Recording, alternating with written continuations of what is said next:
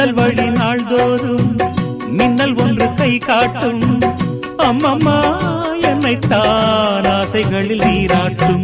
எனக்கும் உனக்கும் இருக்கும் நெருக்கம்